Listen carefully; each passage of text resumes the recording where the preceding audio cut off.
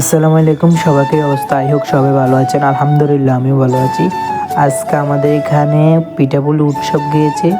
সেই উৎসবে গিয়ে আমরা কী কী করলাম আপনাদের সাথে শেয়ার করব।